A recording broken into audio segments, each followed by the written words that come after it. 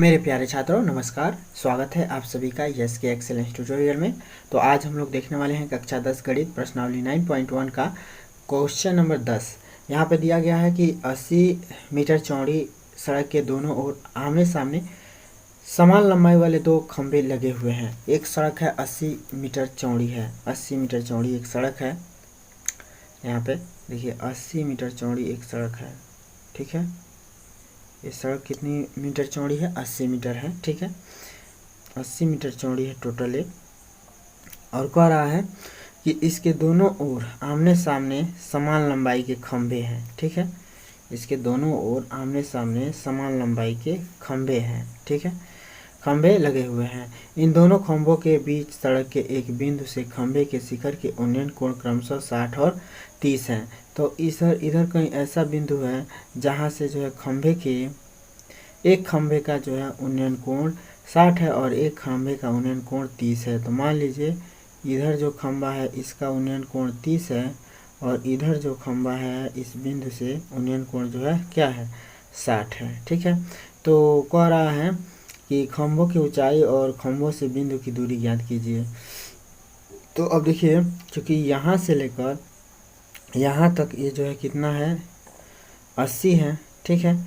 तो यहाँ से लेकर माने यहाँ से लेकर और यहाँ तक हम लोग मान लेते हैं यक्स है। तो यहाँ से लेकर यहाँ तक कितना हो जाएगा? तो 80 माइनस यक्स हो जाएगा, नहीं हो जाएगा हैं। तो अब हम लोग जो है क्या करते हैं, अब इसको देखिए ये यक्स हो गया तो ये 80 माइनस एक्स हो जाएगा हैं। और यह जो है मान लीजिए कि यच है तो यह भी जो है यच, दोनों यच जो है क्या है? समान है, ठीक है। इसको ए, इसको नाम दे दीजिए बी और इसको सी, इसको डी और इसको जो है नाम दे दीजिए ई, ठीक है। तो अब हम लोग जो है क्या करते हैं, गणना करना स्टार्ट करते हैं। यहाँ पे लिखेंगे हल और हल में जो हम लोग क्या करेंगे, अब देखिए इसका और इसका संबंध हम लोग को किससे मिलेगा? ये है लंब और ये है आधार, अगर कोण बी के हिसाब से देखा जाए तो यहाँ पे हम लोग लिखेंगे समकोण त्रिभुज, समकोण त्रिभुज, समकोण त्रिभुज किस में? ए बी ई में, ए बी ई में, ठीक है। ए बी ई में हम लोग गणना करें तो tan बी ले सकते हैं हम लोग। tan बी बराबर क्या हो जाएगा? लंब बटे आधार, यानी कि यच अपन यक्स, यच अपन यक्स हो जाएगा, ठीक है। तो अब हम लोग जो है tan बी का मान रख देते हैं। तो tan बी का मान 60 है तो tan बी का मान 60 रख देते हैं और यच अपन यक्स कर देते हैं, ठीक है। तो tan 60 अंश का मान होता है 1/3। तो tan 60 अंश का मान हो जाएगा √3। तो √3 tan 60 अंश का मान हो गया और यच अपन क्या लिखेंगे? यक्स लिखेंगे, ठीक है। तो यच बराबर देखिए यच जो है दोनों के बराबर है तो यच बराबर हम लोग समीकरण प्राप्त कर लेते हैं। तो इसका जो है इधर गुणा करा देंगे तो ये हो जाएगा यक्स और √3 मैंने एक्स का इसमें गुणा हो जाएगा तो एक्स और √3 भी लिख सकते हैं। अब बराबर लिख देंगे यच और इसको समीकरण नंबर हम लोग 1 मान लेते हैं, ठीक है। अब जो हम लोग कौन सा त्रिभुज ले लेते हैं? अब त्रिभुज ले लेते हैं डी सी बी में त्रिभुज। अब त्रिभुज डी सी बी में अगर देखा जाए, त्रिभुज डी बी सी में अगर देखा जाए तो tan कितना ले लिया जाए? tan बी बराबर, तो tan बी बराबर जो है अब देखिए tan बी इसके लिए 30 लेंगे, ठीक है। तो tan बी बराबर हम लोग लिख सकते हैं लंब बटे आधार। तो लंब कितना है? यच और आधार कितना है? तो 80 माइनस यक्स होगा ना। तो यहाँ पे जो है tan बी के जगह पे हम लोग 30 भर देंगे तो tan 30 डिग्री बराबर हम लोग लिख सकते हैं यच अपन 80 माइनस यक्स लिख सकते हैं। अब tan 30 अंश का मान होता है 1/√3 बराबर हम लोग लिख सकते हैं यच अपन 80 माइनस यक्स, ओके। तो यच अपन 80 माइनस यक्स। अब जो हम लोग क्या करेंगे, इसका इसमें क्रॉस गुणा करा देते हैं, यच को यहीं रहने देंगे, ठीक है। तो 80 माइनस यक्स का 1 में गुणा करा देंगे तो 80 माइनस यक्स हो जाएगा। अब बट्टे में क्या हो जाएगा? 3 बराबर यहाँ पे रहेगा एच। ठीक है, समीकरण नंबर 2।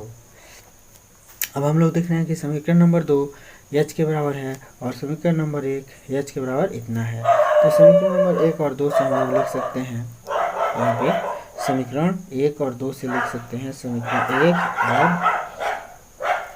समीकरण 2 से हम लोग लिख सकते हैं क्या, समीकरण 1 और 2 से हम लोग लिख सकते हैं कि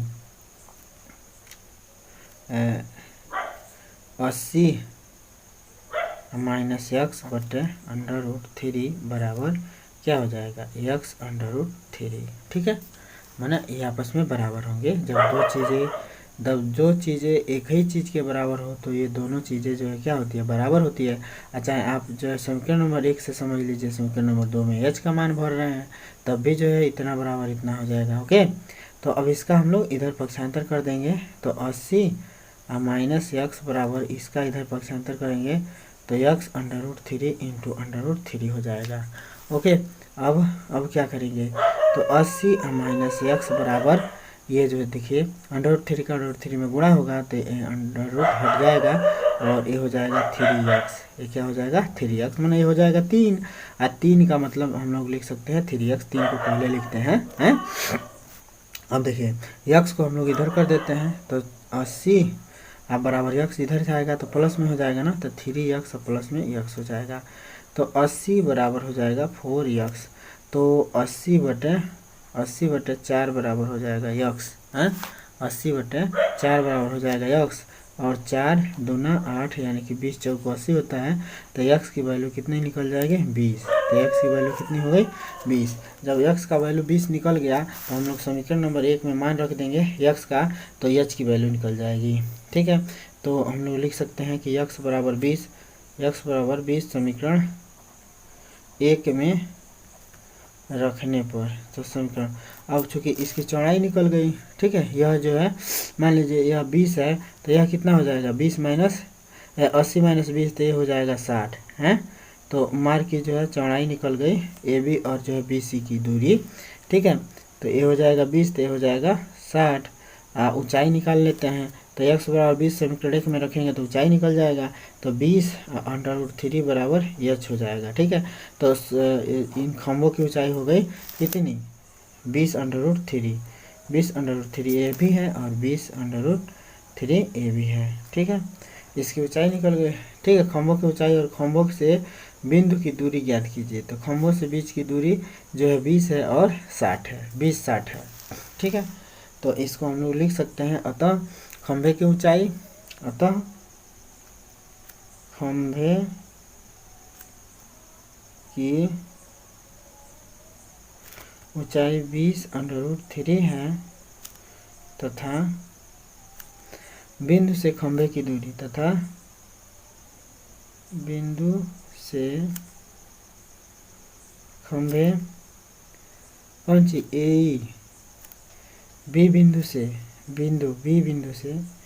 खंभे ए की दूरी ए ई बराबर हो जाएगा 20 और बी से DC की दूरी, DC खंभे की दूरी हो जाएगी कितनी 60।